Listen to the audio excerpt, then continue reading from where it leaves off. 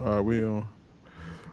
Good evening, good evening. How you guys doing out there? This Mike back with the From Pain to Purpose podcast, episode 18. I got a very, very special guest tonight. No other than Cassey Gross. How you doing, Cassey? What's going on with you tonight? I'm fine. How you doing? I'm great. I'm great. Happy to have you on tonight. Um, and I just want to talk about how I was just she's one of my coworkers um at New Hope, and one day I was sitting and I just saw her passion for her doing her job, and I know somebody like that has that kind of passion had to have some kind of story to like propel her to really want to go hard like this. And I'm sitting there and I'm thinking about what I went through, and I thought that, like, yo, I went through a lot, and then you told me what you went through, and then I was quickly humbled. I was quickly humbled, like, yo, and you just really standing here, like, really just decided to come work here. You know what I'm saying? And right then and there, I said I got to get you on the podcast because I think your story can help a lot of people. So thanks for coming on tonight. Thank you. You're welcome. No doubt. So let's start from the beginning. Let's talk about how was it growing up in Asbury Park? Like, we get the picture of the beach, but what was really going on inside Asbury Park? Growing up in Asbury, like as a kid, is different than now. But like we had like a hard time. It was a struggle, but our struggle always brought everybody together as one. Like, um, if we ain't have this, we still have family that can make ends meet. But Mm-hmm. it was a struggle. So like every day, we didn't have like playgrounds really like that or like places to go but the Boys and Girls Club. Like some days we made things, more happy for us. Like what we went through was pain, but we knew Mm. how to turn our pain into happiness by any little thing that was positive in our growing up. But we did have a few people that did, really cared about how we, was raised and what to do next and what should we do so this person won't go crossing the negative path. But it was hard, but we seen our family struggle, the Mm. parents, our uncles and them struggle, and they still made it through with a smile, and they never really showed us the sign of weakness. So we had to become the same as them. As like if it's a struggle, like don't show weakness, don't cry, fight for what you need to get to. So it was hard, but it made us who I am today. It made me have more strength. Mm. Take me to your family dynamic. Like, how many of y'all was in the house? Was your mom married? Like, take us through that whole family dynamic. So my mom had 5 kids. My sister stayed with her dad in Virginia. She comes up here and there, but inside the household was three of us. And like my mom used to do anything to make sure we was good, from Mm. boosting, us having, whatever clothes we needed. She always was making sure that we wasn't struggling for nothing. Like we lived in cars before because she didn't have places Mm. to go at the time, hotels where our clothes was always in the car, but we always made sure we was fresh going to school. It was a struggle. It was a one parent. She was our mother and father, so we had no father in the household. So she had to be tough for not just the boys, but also I was part of a boy, not the female. I had to Mm. learn tough role. I had to, take care of my brothers, and my brother had to take care of me. So I never had that side where I was, soft, like a female Mm. soft. It was always had to be tough. Mm. Um, School was like something real big for my mom. Like she didn't care what we did. She cared what we did outside, but more so she wanted us to focus on school no matter what the situation was, right? So that was like an outlet to us because half the time, like my mom was there, she worked, but she still do. So half the time it was always us in the house, just the siblings. Mm. Mm. We did have family. Me personally, I wasn't close with, some of my family. 'Cause I always was like the person that isolated. Always was like the person that didn't want to be around people. I was a loner. But like I had my father wasn't around, but I had a father, which was my grandfather. I killed. His name was Junior Mack. He was a father figure to me. So it was a lot of things that I would go to him for advice. Um, but that was something that I had to, deal with as a kid. Is like just want with a mom that's going through what she going through, but still making sure we happy, making sure we got this, making sure we have that. But deep down inside, she was broken, but she never wanted us to see Mm, she was broken or she wasn't strong. She was, weak at a time. We could never see that side because she always was the one that just was so tough and didn't want us to show, want us to see her emotions. So I think that rubbed off on us. mm, mm. Now, did you have any kind of relationship with your father at all? Like, was it like, did you have a relationship with his side of the family, like, or was just not was that just non-existent? So the grandma, yeah, him, no. Um, Mm, like I don't know, maybe when I was a kid, baby or something, but as like, preteen and all of that or adolescent, no, no. wow, wow, wow. How Like, did that make you feel during that time? like he always was in jail, right? Okay, So okay, okay. whenever he come out, he try to come see me here and there. But it played a part in my life because it was just like I felt like he didn't care about, Mm, like he wasn't there for me. I was a kid. I wasn't. I didn't want it. Y'all brought me in this world. I mm-hmm, just was here, but I felt like my siblings, my dad's siblings too, was like basically the ones that try to keep in contact and make sure we know each other. But I feel like the streets was more of his family than me. So it played a mm. major part in my life. Take us to the street aspect, like of growing up in Asbury. Like you say that played a part in his life. Like how prevalent me being from Trenton, we had our things going on out there, and I wasn't really. I was more into sports and things of that nature. Like you know what I'm saying. But I had some friends that went that route. Um, when was it time when you like decided to like come off the porch? What I was saying, and then indulge in some activities and things of that nature. Um, I want to say like when I was in a drill team at a young age, like Mm. that was an outlet, but it also was, we going to practice, we doing this. That's when it becomes drinking, going to little house parties and things like that. That's when I feel like I really came off the porch and started seeing other things that I started being attracted to, which was at a young age wasn't meant for us to be doing, but it it was an outlet from just feeling lonely or feeling like nobody really wanted you, like or just Mm. it was just like isolate and just made it more depression, but depressing for me. But going there, drunk, we went to house parties. We stayed out all night. We told our moms that we was going to one friend house or we were Yeah. somewhere else. So that's when everything started like unraveling because it was like I like to drink. I'm young.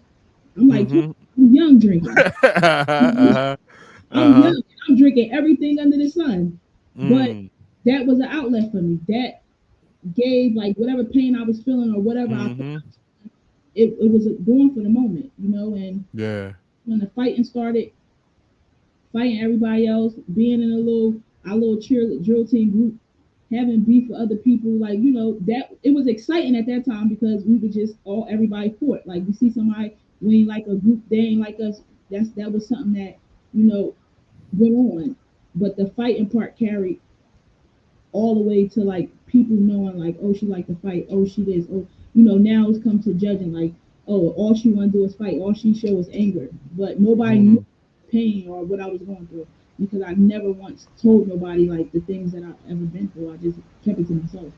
Yeah, yeah. So then you start to get into relationships, like, and you end up having your daughter. Like, take us through how you met your baby father and like what was all that whole dynamic like.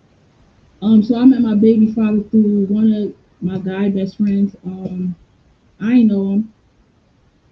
So the thing was like we started dating and it got serious. But like I say, you really don't know nobody until you like deep in a relationship with somebody. A person can perpetrate an image that's not really them. But Mhm. I was young. You know, we all young. We all, like they say, young and dumb sometimes, and you learn from it. So we started dating. I was 12 when I was dating him, and I ended up having my baby at 14, 15, and then the abuse came. So I had Mm. my daughter at 15. Like nobody in my family never knew that I was getting abused. I was getting abused, Mm. beat on, stabbed, pistol whipped. Nobody knew all of that. I kept it to myself. I didn't tell nobody until it got real worse to the point where it was, I was like, I'm tired. But like my family never knew I was, going lying saying that I got a black eye from fighting or um this happened to me because I was trying to break up stuff. It was like excuses I was given about why I had bruises on me or why this happened or why that happened. Because I was too afraid. As Mm. like a lot of people don't understand. They feel like, oh, you need to leave the relationship. What is so hard? Why you can't leave the relationship? Why you keep going back to this? A lot of females never been in an abusive relationship, so they would never understand those that have been in an abusive relationship. It comes fear. It comes Mm. a person threatening you saying that they're going to kill you or they're going to do this. So what would you do? You're going to stay somewhere because you don't want this to happen to you because you want to live. So it's a lot of things like stigma on it where though like a lot of people that don't understand or been through it don't understand like the concept of it or why we go back until you fed up Mm. until it's just like you get older. I was young, so I didn't know until I got to the point of the stage in my life when I was like, listen, enough is enough. Now I need to speak. I need to talk about it, opposed to keep on, hiding it. Not only that, it was happening in front of my daughter. It was Mhm. so much that like my daughter didn't know all of that. She was young, so a lot of stuff happened, like through all of that. But Mm. it it made me stronger, but it also made me like hate men Mm. in the aspect. Like once the relationship was over, like I didn't like want nobody to touch me or like I didn't like hugs. Mhm. It was just so much. Like I would get defensive real quick when somebody like even a voice get higher. Like Yeah. mean that they yelling at me, but now I feel attacked. So now I feel like I gotta get you before you get me, and not knowing that Mhm. some of these people is not the abuser. So Mm. it went on for a long time throughout my life. But What happened to at that point? Take me to that point where it was done, and like you knew it was done because a lot of women out here might have to use the same kind of tactics that you use to get out. Like, how did you get it done with, and how did you get away, and how did you overcome the fear? so just in thinking about stuff, like thinking of like the pros and the cons, I always outweigh the pros and the cons. But I always said to myself, like, my life is more important than somebody doing this to me. Like, I don't want to die behind something that I could get out of. Like Mm. it's not only that you have friends and you have people that know but don't know what's really going on. That's telling you like, listen, you deserve more. Why stay in this relationship? You don't want to hear Mm. that at the time, but when you fed up and you just tired of you mentally drained and you just tired of everything, I just said, you know what? I gotta go. I like it was the last straw. Was like enough of somebody beating on me, enough of somebody about to kill me because of their insecurities or they Mhm. esteem or things like that. But that also put me in a place where I felt like I have very low self esteem. Mhm. I didn't Mhm. think I was pretty. I didn't think I could do this. I didn't think I was worth the things that I'm worth now. But that at a young age, I'm vulnerable. I don't know. This is my first relationship that I ever had. I never been in a relationship, so I don't know nothing. But you just gotta fight. Like if you fight, you will get out. If you won't fight and you just sit there and keep on letting it happen, it's gonna keep on letting it's gonna keep on going because men really some like nowadays it happens, but back in the day it wasn't gonna happen. That just was a fear for me to stay and not leave. So Mhm. it was Mhm. their fear tactics that the abuser used, so you won't go nowhere. Or you won't do this, or you won't do that. And I was fed up, and I was just like, I got a daughter, and I don't want my daughter to go through or think that a man beating on her is okay, and it's not. Mhm. So it was Mhm. just. At this point, I'm fighting for my daughter. I ain't fighting for me right now. Until I'm healed, then I'm able to fight. But right now, I need to fight for my child. So that's how I got out of it. Now, with all of this going on, at this is that age, you still getting things done in school and everything. Yes. Yes. Wow. What gave you the strength to be able to have a daughter, be in this kind of relationship, and go to school and still get stuff done? Because school was like an outlet. Mm. Like everything is blurred out. Like when I was in school, I didn't think about what I was going through in my household, what somebody was doing to me. I just had to focus on the important part of like, okay, I like school, I like this, so let me put all of whatever I'm going through, hurt or pain, into something that I really love. And Hmm. them couple of hours away from things or a couple of hours away from home was my peace, so Mm. that was like my sanctuary. So that was something where like, all right, let me go to school, let me go here for a couple of hours and stuff like that. So that's really was like my outlet. Now you out, you in school, things going. Um, you applying to colleges. You got accepted to a college in Virginia, and things seem to be going down the right road for in terms of a future. You about to set up a future where you could have something nice for you and your daughter, and then things went totally left. Hmm. Like, take us to how your whole life shifted. So my mom had moved down to Virginia for Mm-hmm. us to get away from things that was going on around our way. I started hanging with negative people. So I had two group of friends. I Mm-hmm. had a group of friends that I was with since I was young, like, and we did everything together. They was always a positive friends. Then I ended up dealing with friends and family that was straight on some negative stuff and doing Mm-hmm. things that they wasn't. So it was so much going on around that time that my mom moved to Virginia that like fighting, stabbings, like me getting stabbed. It was a lot. It was a lot. So when my mom moved to Virginia, I never went with her. I still stayed. Mm. I still stayed in Asbury. All her kids still stayed in Asbury except one. Um, Fearing to leave. All I know Mm. is here. I don't Mm-hmm. know what's beyond Asbury. So I always like was afraid until like one of my friends got killed. Mm. One of my best friends got Sorry to killed, hear that. and I think that put me in like in a bad space because I was really close with him. So I end up leaving and going to Virginia. So for the weeks I was in Virginia, I was sitting there. I signed up for Virginia State for college, and I waited until I got accepted or whatever. I never knew I got accepted until I was homesick and I came back to Asbury, and Mm. then I got the call that I got accepted to the college. I ended up never making it to the college. So I got accepted in, I want to say October, and I end up locked up in December. Wow. What happened in between October and December that got you in jail for a conspiracy to murder charge? So in between that, like I said, the negative group of friends I was with, um,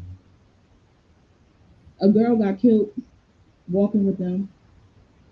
I wasn't there, but then was my group of friends that cops. Everybody know we all were hung around. She ended up getting killed. I was somewhere babysitting.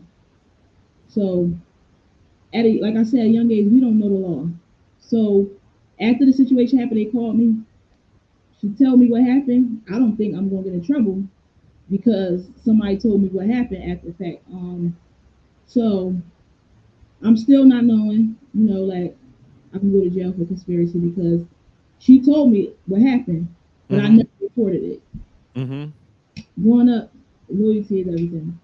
You don't Mm-hmm. talk. I definitely wasn't going to the cops and tell the cops, oh, this what happened when So they get locked. One of them get locked up. It was three. It was three females. One of them get locked up.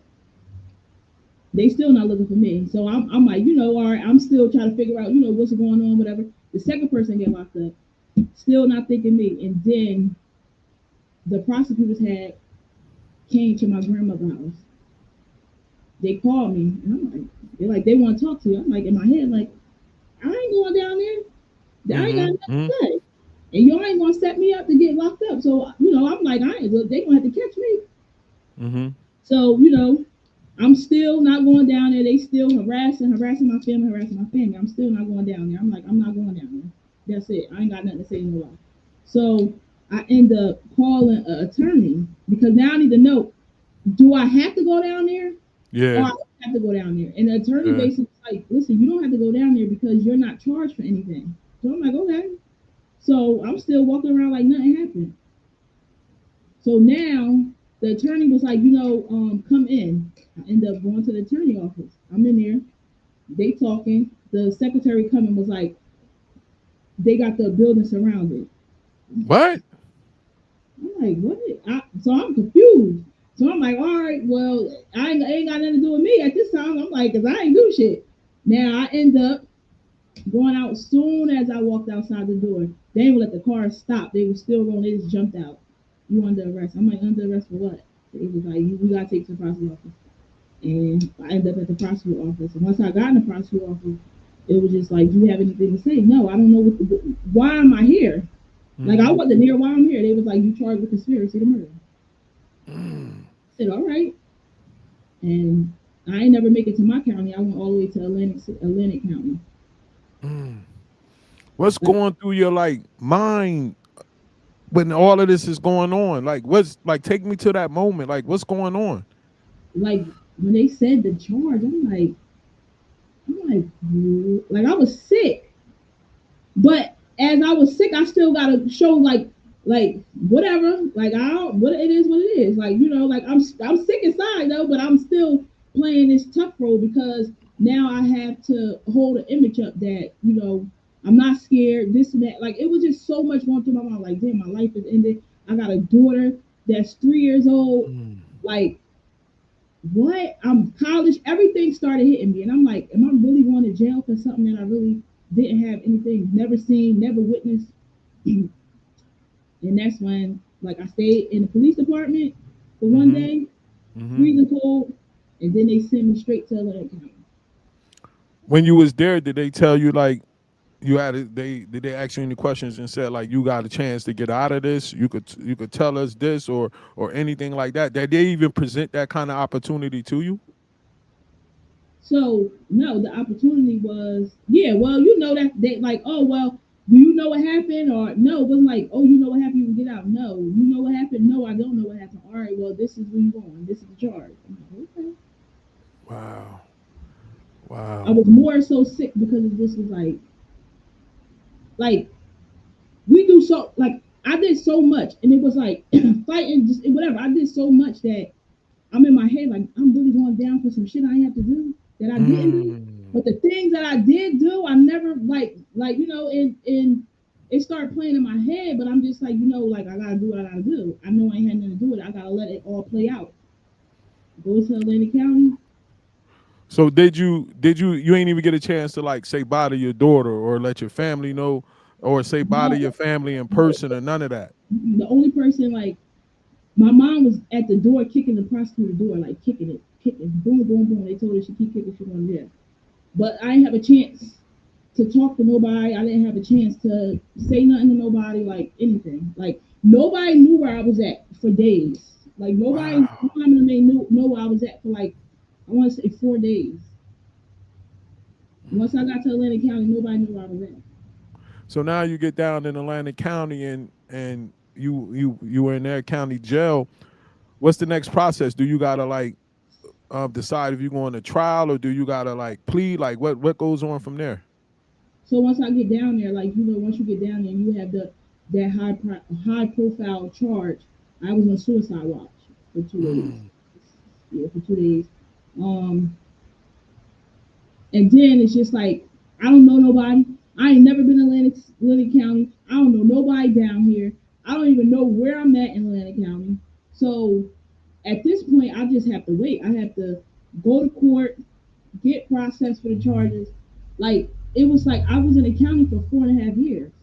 Oh, how did you end up in Atlantic County? That's where the situation happened at. No, because I had co-defendants, so they kind of split everybody up. Oh, okay, They okay, split okay. everything up. So you down there in Atlantic County? Why did it take so long for them to the like? Why did they have you down there for so long? So it's like a, I guess it's like a process. I guess a process. So first when I went down there, they had me like planted in the middle of it, right? Like, Mm-hmm. oh, she was there, she seen something. The third girl never got locked up. I got locked up in the third girl place. The Mm. third girl that was there that seen it was always free. I Mm. was the one they just grabbed, and then it was like, okay, she had something to do with it. She was there. Then when they come to find out I was not there, now they gotta do another whole process of me waiting another. It was just like uh, go a back and forth, back and forth, back and forth thing. So when you got co-defendants and all type of stuff going on, you gotta wait until see who plea out, who taking what, and Wow. that's why it was so long. During this time, what kind of strain is that putting on your family and everything that's going on at home?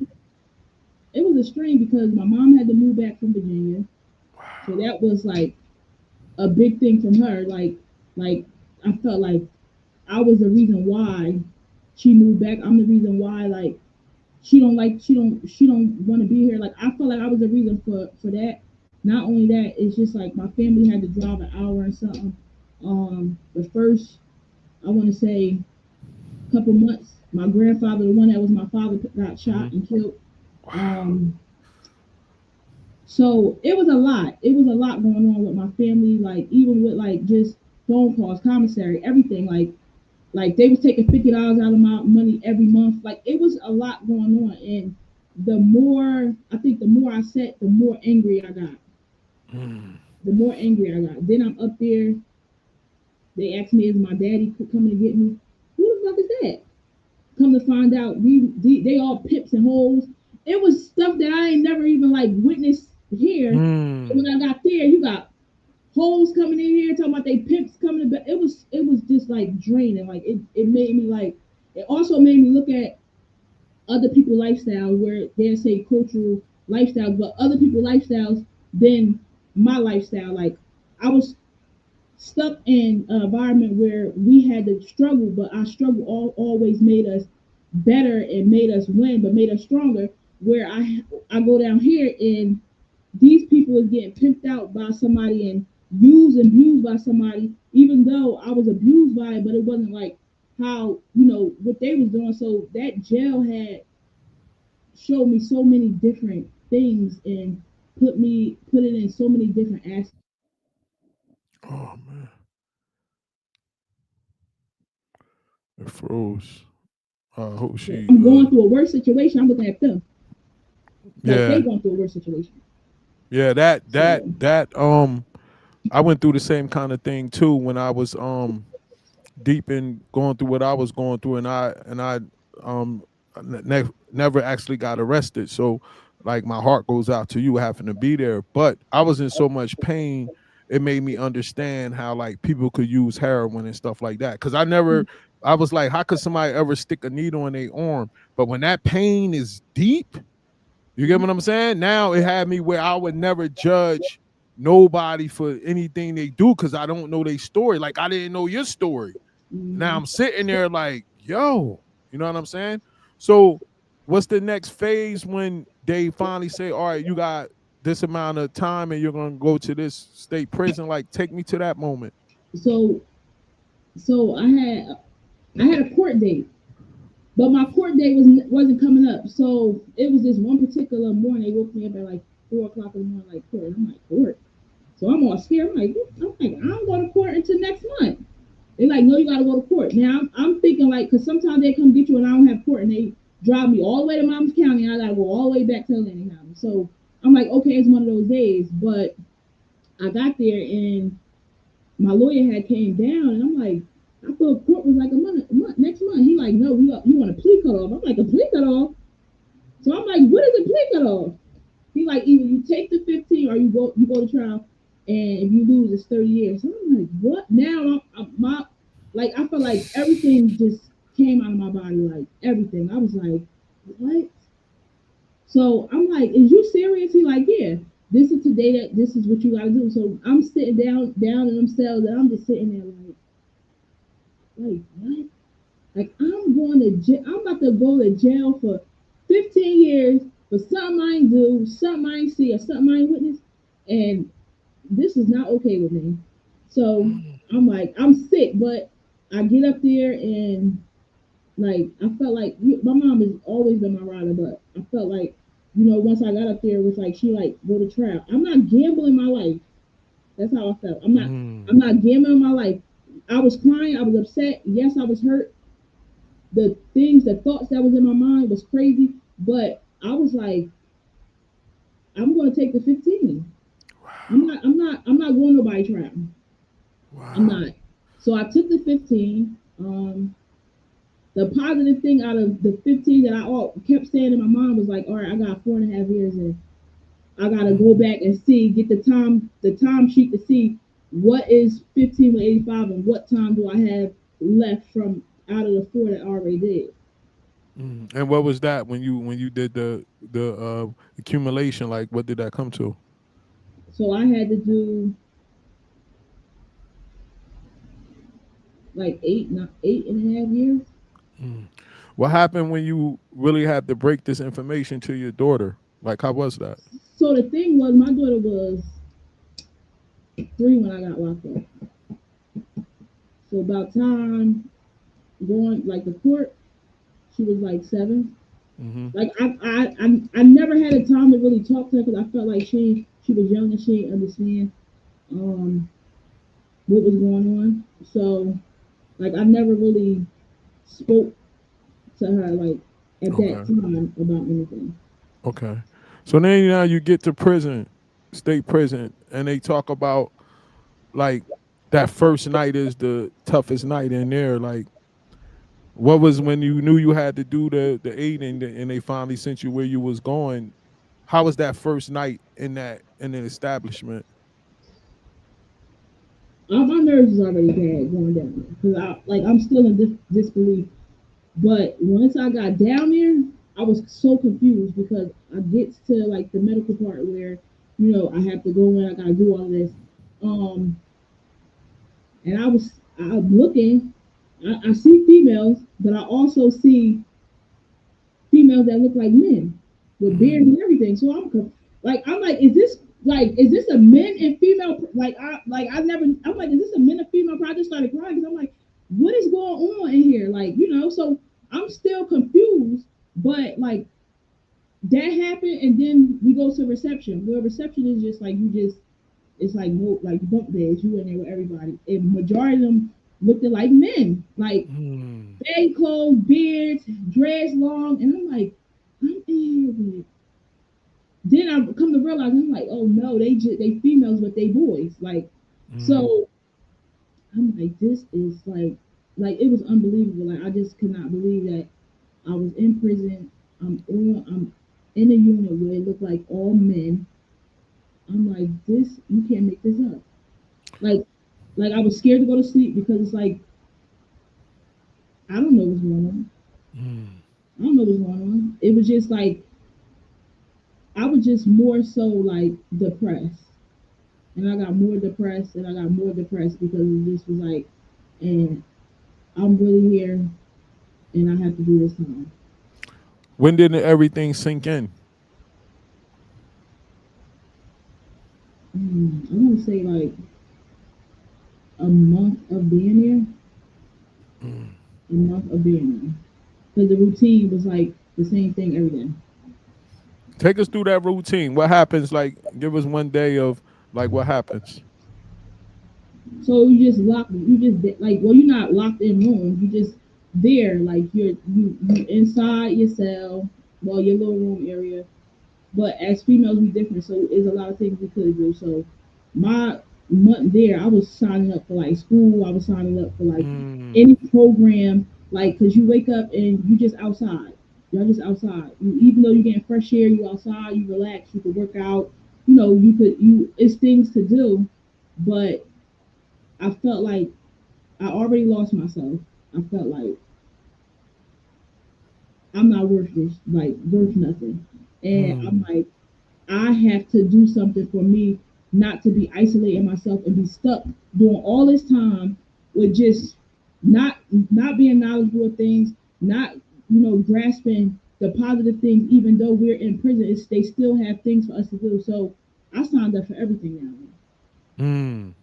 mm, So you had classes and things of that So I nature, like. started. So they had like they started college classes down there, which I was going to Princeton. Princeton came, and it was Essex County. So I Mm, signed up for college classes, which I started doing college classes, but I also was doing the like it was like this program where like if somebody pass out, you come bring the stretcher, the wheelchair, things like that. mm, I had mm-hmm, signed up for that.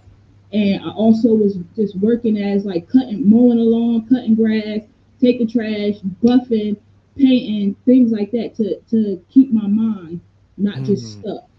mm. It's How easy was for you the? Go ahead. to Go get ahead. stuck in there. It's easy for you to get stuck and Mm. stuck into the bullshit that goes on. So I left all that alone and focused on things that I know can help me outside of it. Outside of it.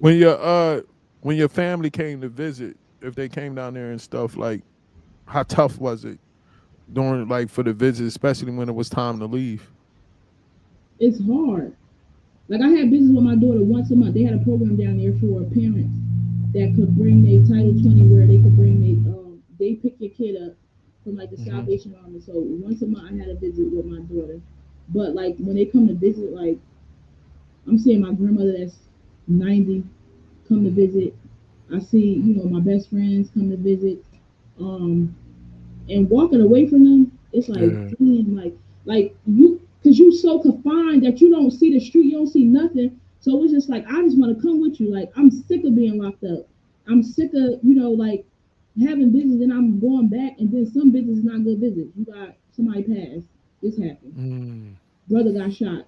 You get bad news sometimes at visit, and it only puts you in a space where you like, damn, how many people I'm gonna lose when I leave out of here. Like, I'm not gonna see my grandfather. I'm not gonna see this person. I'm not gonna see these all people I've seen before I left. So Mm. it's like, damn, can I come with you? Like, I'm tired of seeing the visit. I'm tired of y'all leaving, and I still gotta be here. When did you start seeing the light at the end of the tunnel while being in there? So I got in a couple fights and shit down there. So like like I supposed to have been went down to like the place where you go to half about to go to halfway house. I kept fighting or something happened. So when I finally end up going down to the grounds part where it's no gates, it's no nothing, like you see the street a little bit.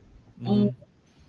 I end up going down there, and I end up in a program where like 3 days out of the week we was able to go outside throughout the New Jersey and talk to schools like for young kids that was doing opiates or any type of drug. So like it was a couple of us that always went out and talked about our story and try to help other kids see like this is where you end up if you keep on going down this path. So once I started going out like that, then I knew that my time was ticking for me to get out of there. How did it feel when you was in there, like telling your story and like helping those kids?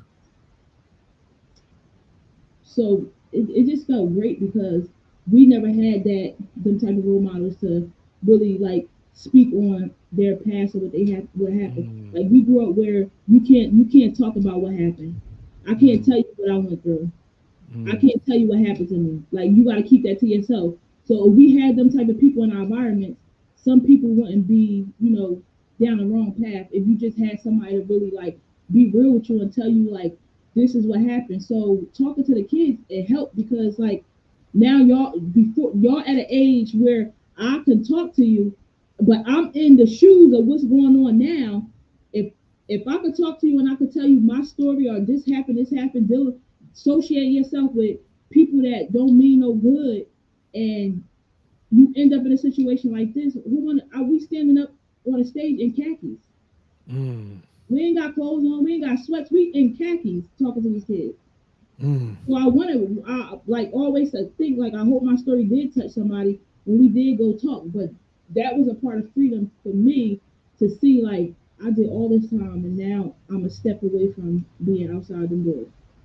Take me to that one little girl that you shared a little bit about with me when you talked to her. Take me to that one little girl. So it was one day we went out to talk to the eighth graders in Rockaway. So basically we talking to them. It was a big opiate epidemic in their school. They eighth graders, they young, like they doing heroin, they doing pills. We end up talking to the whole eighth graders, and then they had like a meet and greet with us, going into the office and talking to um, kids. So it was just one girl. She was just sitting there. She was so tough, but you could see the pain and hurt in her eyes. Like Mm. she wouldn't really say too much, and the teachers and principals kept saying like it's something going on with her. Like her grades changed. She was like she had good grades. It changed. She started acting out and things like that. And I'm sitting in front of her, and I'm looking at her, and I'm like, listen, I'm like, talking to her, but I'm like, what's going on? There's something going on in your household to make you, change, switch up. And she was like, yeah. And the teacher Mm. was looking like she'll never talk. We don't know what's going on. So she was going through a lot of abusive stuff in the household where she wasn't with her mom no more. A family member was taking care of her. They wasn't feeding her like they was feeding their kids. They was treating her like she wasn't family or she wasn't part of their, family. So like she was getting hand me down. She wasn't coming to school looking the way she was looking before she got with them. So she was going through a lot of stuff at home, and I had to explain to her like, when you in here, these teacher is helpful. This is your safe place. Like whatever goes on in your house, you should be able to come and talk to them, and they'll be able to help you. If you don't speak up, how do they know what's going on? I said you have to say what's going on in order for people to help you. Like that's why they're here. Like sometimes we don't think that a teacher or somebody's gonna help. There's always gonna be somebody's gonna help you in that environment. But she started crying. She started, saying what happened, and the principal, was like, they let us talk and let us sit there, but you could tell when somebody broken because you've been through the same stuff that person Mm. in front of. It's like you looking in the mirror. The same Did you, attitude she had, I had. did you know at that moment that God had gave you that special gift to be able to pull that information out of Mhm, somebody like her? mhm. How did it feel on the way back after that encounter with her? Like I was drained, but I was sad because it was like it's still gonna happen. Mm. Like it's still gonna happen Mm. because even though she touched the surface right now, she still had to stay in this household where if she say something, who knows if the abuse gonna get worse. So Wow. I was always thought about that little girl because she really was broken and she was afraid to speak up because she knew if she did, it would be a consequence. So like I was like, dang, like she don't have nobody outlet, and school is Mm. not an outlet, which like mine was, and it wasn't for her. Now it's time to get released. Like, take me to the moment, like when you got the news or you knew you was going home. Like, how was that feeling? Like the emotions. Like, just take me through it. So um, at this point, when I was about to get released, I was going to Rutgers and Newark. Okay. So I knew my days was come. I knew the days was count. It was a countdown. But the more it kept getting close, the more I got bubble guts. The more Mm. I couldn't eat. The more I couldn't sleep. Like it was Mm. like I was afraid. Even though Mm. I'm happy, but I was afraid because I've been locked up for so long. I don't know how to do this. I don't know how to do that. I don't know who is who no more. I don't know like how people feel because I'm coming home. So it was a lot of things on my mind because it was just like, all right, what am I going to do and how I'm going? I haven't been in society long enough, even though I was in a halfway house long enough to really like be out free Mm-hmm. and people seeing and being around people. So I was like, I was happy, but I still was like fearful. Mm. So on the day you get released, like who came to get you? How did you get home? Like, and then what happened when you touched ground back in Asbury Park? So my mom and my aunt came and got me. And like I was shaking. Mm, I was shaking. Like shaking and was like she was like, "Why are you shaking?" I'm like, "I'm scared." Like I was mm, young when I went into jail. I was 18. I'm now 30 something. I'm coming home.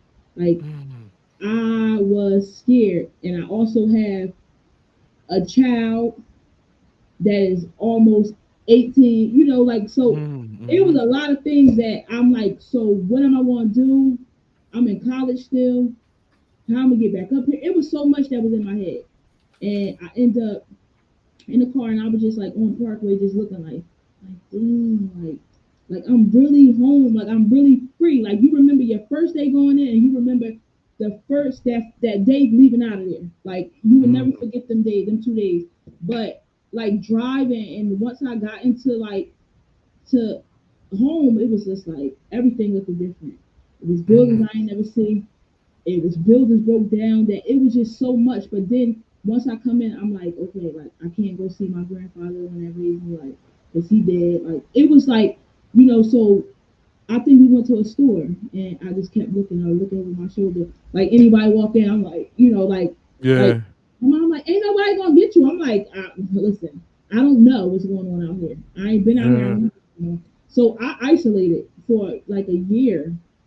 Like I ain't mm, really come outside like that. Like mm-mm.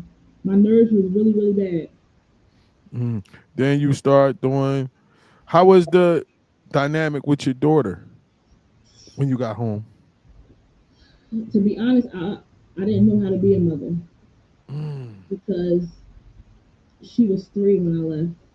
mm, Even though, I made sure and when I was in prison, I always sent her something. She always came, but I didn't know how to be a mom. I didn't know how to show her my feelings to her. I didn't know how to love her because I was always taught being tough, and then I'm coming out of a prison mentally abused, mentally drained. Like so, nobody never knew or understood that I came straight into taking care of kids and try to help out, but no, I felt like nobody cared about my pain or me mm, healing or me going through trying to get through what I just went through throughout these years. So with our relationship, I felt like I didn't have a relationship with her. I felt like she was angry at me, even though she still came. I felt like she hated me at one point. I felt like, like I put her in that situation, but I mm, also was in my head like, I'm not going to allow your feelings to make me feel like I got to do this, I got to do that. Yes, I lost time out. Yes, I'm here to gain it, but in the midst, I couldn't take care of my child because I'm taking care of my sister kids too, and I don't want mm, nobody to feel like I'm doing more for this person, more for that person when I'm really supposed to be building my relationship back up with my child. So it was like a strain on our relationship. mm. It was a strain on our relationship real bad. How did you, with all of this stuff being thrown at you and you coming home and you feel like all the pressures of the world on you, like, how did you get through that? How didn't you just start like using drugs or alcohol? Because a lot of people, when they in that kind of situation, they want to escape. And they like, man, I just got to go do this. I'm just about going to get high or drunk or just like sink. So I feel like parole saved me. Mm, Parole saved me. Parole was my structure. That mm, really what kept me on a right path of not drinking, not turning my pain into picking up a bottle. mm, First of all, my family are addicts, so that's something that I won't even like try to do because the mental of that, I feel like I'll be stuck somewhere with a needle or yeah, something, right? So yeah. I felt like being on parole, it it put me in a structure where I can't do this. I know I gotta do this. I'm timid, and then not only that, it was more so like school. I just started going head on into school, like The comeback. Yeah, so I had to really put all that into school. Mm. Take me to those degrees that you got, like, and what made you pick those majors that you picked. So when I first came home, I was still in Rutgers, but I was going back and forth to Newark.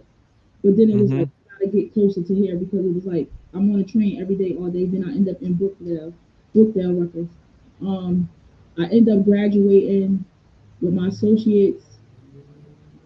I want to say 2 years, a Mm-hmm. year and some change of being home, and then the pandemic happened, so school stopped.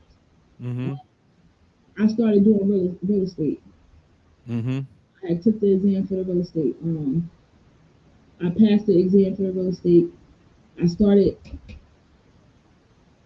I stopped, and then I went back to school. So in the midst of that, I was going through a lot of mental health, a lot, Mm. um, and I never really spoke about it. And I felt like people wanted me to be strong, but nobody knew the depths of the pain that I was going through because I Mm-hmm. had it. I still pushed through of graduating my associate, going to Georgia Court, graduating with my bachelor's, Mm. and then on top of that, I didn't stop. I went and got my master's. So I picked social work because as a kid, we didn't have those type of social workers that really could advocate for you, help you with resources, anything. Just have somebody to talk to, an outlet to talk to, and let them know, Mm-hmm. like, listen, I'm depressed. I have anxiety. I'm going through this. I'm going through that. How can you help me? We didn't have them type of resources where we was able to talk to our social workers.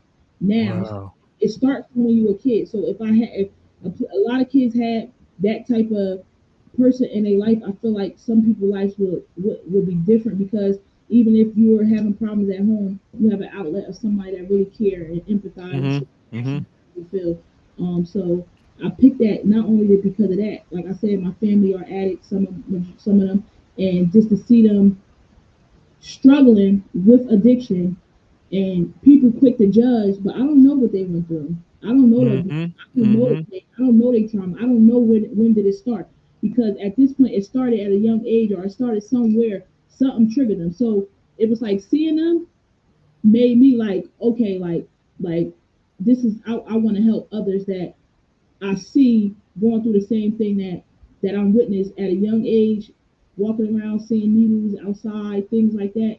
Mm-hmm. So now that was like my major, like that's what I want to go for. Then you get out, and I met you working at New Hope and stuff, and then seeing the kind of work you do with the clients in the detox, and some of those clients get out of there. And how is it when you see the fruits of your works? Because um God always says that you could tell a person by seeing the fruits of their works. You know what I mean? Like, so when you see that client that's out there now that's sober, and they remember your counseling sessions, and you got a tough one because a lot of times the people that you're dealing with, I've been to detox twice, and we don't be that coherent when we in detox. Like it was like when I was in detox, right?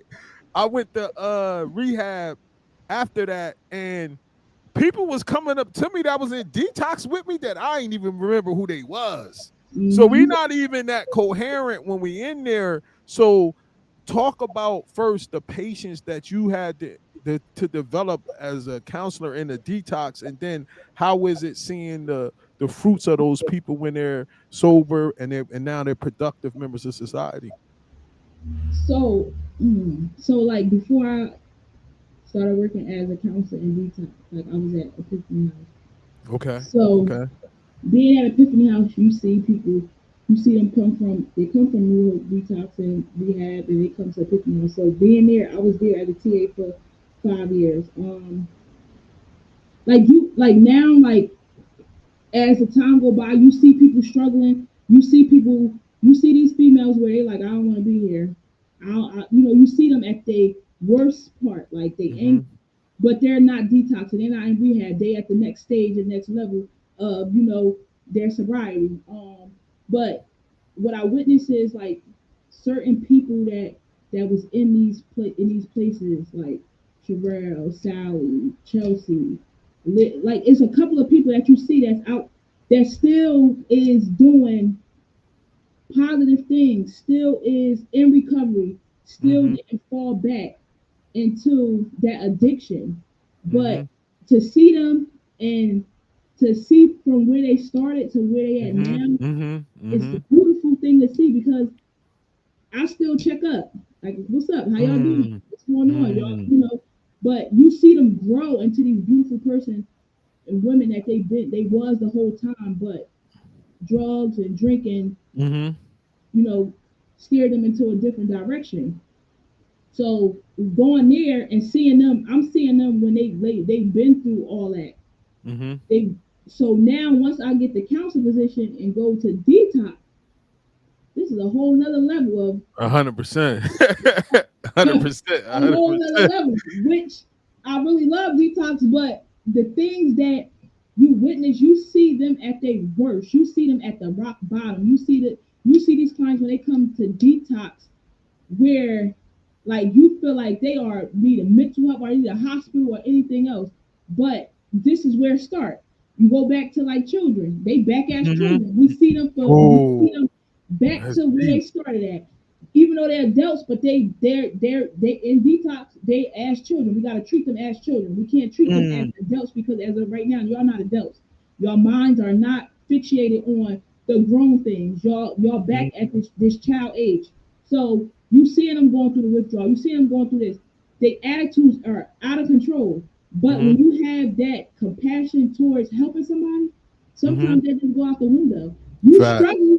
It's a struggle. It's mentally draining, baby. Don't get it Yeah. wrong. Don't get it messed up. Yeah. But I know that that's not them. When they walk in the door, Mm. they cussing you, fucking you off, or saying this, or Mhm. oh, I want to. I know that's just their detox and their an addiction. So once the 2 or 3 days go past, Mhm. you see a whole totally different person.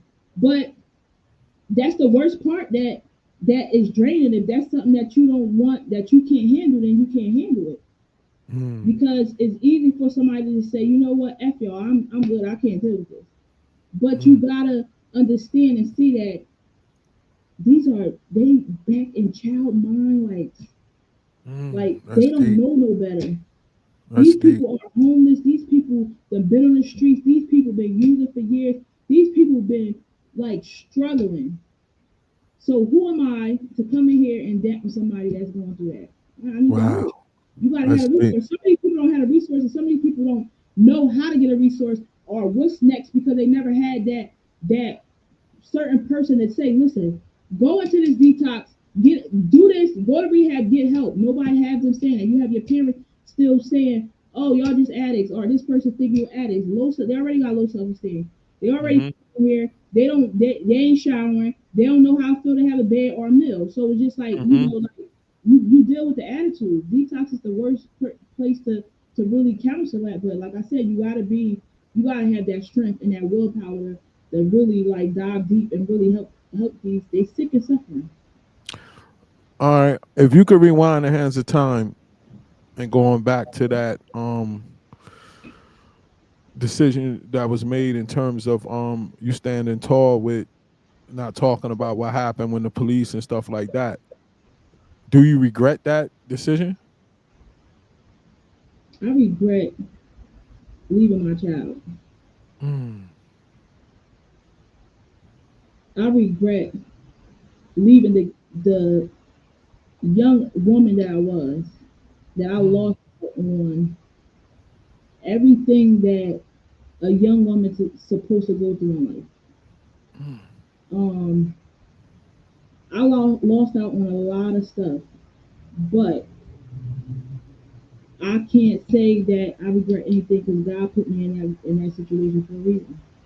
I don't Mm. know the reason, and maybe I could have been dead. Maybe I wouldn't be still here. It's things that I think about that. I regret just being a loyal friend that to the wrong people. Mm. Because today, them friends that the good friends are still here. Talk We about it. see them every day. Talk about it. We doing Um, positive things. Everybody doing positive things. So it's just like I regret of my loyalty to the wrong people. one of the toughest things I had to do, and you probably went down that road yourself, was forgive yourself. How long did you get to that point of doing that, and how long do it did it take? And do you remember the moment when you was like that you finally was able to forgive yourself? Hmm. I want to say I'm still struggling with forgiving myself. Mm. That's a everyday struggle. Why? Yeah. Because I feel like my actions, the things I did, my behaviors and stuff, led me on this path. Um, and I know right from wrong, and I could have changed that, but it happened. I forgive some of me, but not Mm-hmm. all of it. Mm. So Mm. I'm still struggling with little things like that. You got to give yourself a break, because I remember being in that situation, and not like exactly what you went through, and it was Mm-hmm. tough for me to forgive myself. But what I came to understand is those 10 years of all of the stuff that I went through, when I Mm-hmm. go out and speak, um that 10 years of experience, say like it's 100 people in the room, that 10 years of experience gives my story a chance to touch a different person in that room. Mm-hmm. So the work that you doing, the work that you did when you was in that prison program out there touching those kids, the work that you did when you got out of prison, the work that you doing in New Hope, the work you did in the Epiphany House, like that experience that you have going through that, that's what's touching all of those women. Yeah. That's what's touching all of those women. And that's why you got to forgive yourself, because you on the path of redemption right now. You know what I'm saying? Like the other day, I did a video talking about, because I don't have no biological kids myself, but Mm-hmm. I did a video saying, I was talking to this brother at my church one day, and I told him how selfish and self-centered I was, and that's why I never had my own kids, because I didn't want nobody to tell me that I couldn't party or I couldn't do what I wanted to do. But he told me, he said, you was a teacher for mad years. You worked at school-based youth service. You was a teacher. You did basketball spotlight. You did Metro Hoops. These big, huge basketball companies that service thousands and thousands of kids. Now you work at New Hope with kids. You did. He said, "Do you think you would have put all that in all those different kids if you had your own?" You get what I'm saying? Yeah. And that really let me see the big picture of that. He used me to do some stuff that I wouldn't have did. Like the Mm-hmm. lives that you touching and the things you doing, you might have just went to school to be a business person, and you would Yeah. have had your real estate. You would have been making mad bread. You would have been chilling. But now you changing lives. Yeah. So you got to cut yourself some slack. Like put away the put away the bad and take out the feather. You know what I'm saying? Right now, your story, what you talking about now, is gonna touch a lot of women out there. You know what I'm saying? That's been through this situation. So that's what brings me to the final question. If you were sitting face to face with the younger Cassey, and you having a conversation with her, who you are now, and she's 13 or 14, and she's thinking about going off the porch, what's that conversation like? Mm. That's a deep question. Conversation is, um, be mindful of the people that you surround yourself with. Mm, Everybody is not good for you. Um, you know, you can differentiate who is for you and who is not. mm-hmm. And, don't lose yourself. Give yourself, you are worth something, and give yourself the strength to keep pushing and not give up, or not Mm-hmm. easily to, take your frustration, your angers out on yourself. Mm-hmm. It ain't out on nobody else, it's on yourself. You Mm. gotta become the woman that you want to become. Mm. So I want to thank you, sis, for coming on. I told you was gonna make it through. You was nervous. Oh, You made what? it do. You did a great job. Yeah. When I get done, I'm gonna send the video to my app that do the clips. The clips are gonna come out fast, and then I'm gonna see you. You're gonna see me posting. I'm kind of a maniac when it comes to posting, so you're gonna see clips all over the place from this interview. And I just want you to keep going. And like I said, forgive yourself because the path you on now, the Most High is using you to change so many lives, and you're showing the strength. And you definitely went from pain to purpose. Yep. So I want to thank you for taking the time to come on and helping me out when I be at work on Sundays. So thank All you. Thank you for having me. And right, thank you no all doubt, again. man. Thanks for coming on. Enjoy your night. You too. All right. Wow, powerful story, man. Got another brother coming on next week, and he has a powerful story too. I just want to thank the Most High for just allowing me to be able to put this platform together where people could come on and really show their pain, from their pain to purpose, man. And that's tough to go through. Like I said, when I first was sitting there and talking to her, because I saw her passion, and I was thinking about what I went through until I heard her story, and then it just humbled me. Like, bro, your story ain't like this. And to see like how much she cares about the clients she work with, and she go all out for them to be able to try to get better, man. It's a blessing, man. Um, this is Mike. I want to thank you guys that tune in or watching, and tune in next week from Pain to Purpose. Enjoy the rest of your night. Shalom.